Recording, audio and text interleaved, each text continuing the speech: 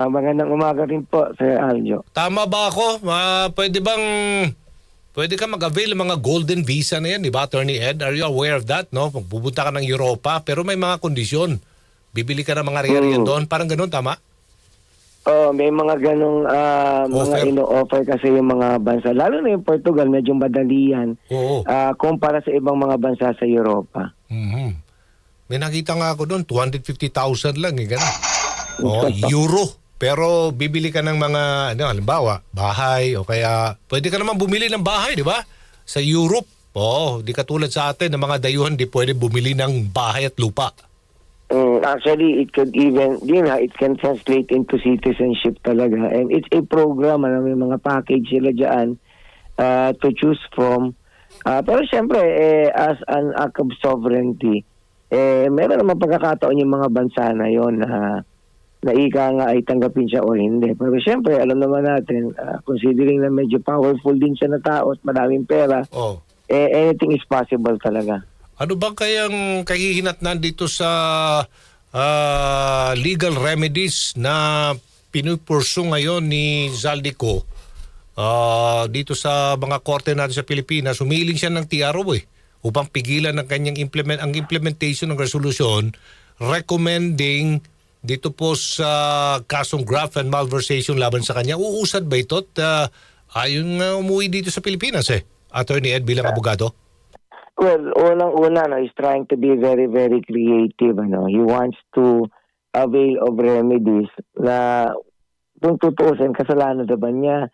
Kasi unang-una, sinasabi niya hindi siya nabigyan ng due process sapagkat hindi raw kumbaga, hindi siya nabigyan ng pagkakataon na sumagot sapagkat yung daw mga notices ay dinala daw doon sa bahay niya at hindi na daw sila, nakakatawa nga hindi na daw sila nag-attempta na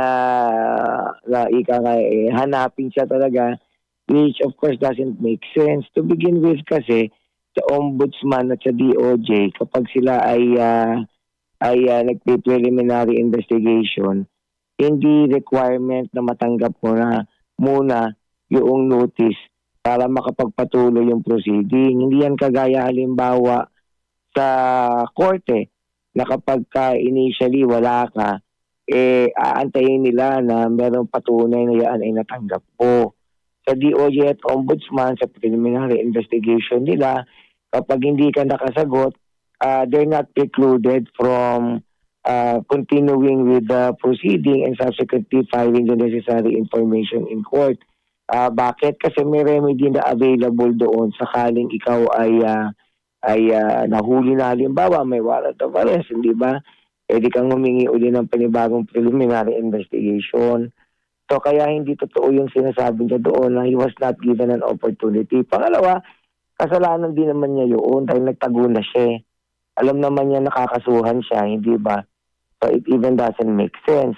Pangatlo, sa issue on equity, makikita din naman ng Korte Suprema yun na siya ay pumunta doon sa korte na sa totoo lamang ay walang malinis na kamay, Hindi naman pwede na pupunta ka doon na hihingi ka ng isang remedy na sa totoo lang ay hindi maayos ang iyong layunin. Kasi sa totoo lang, sa umiiral na rules, ang remedy talaga niya ay pumunta siya rito at harapin niya.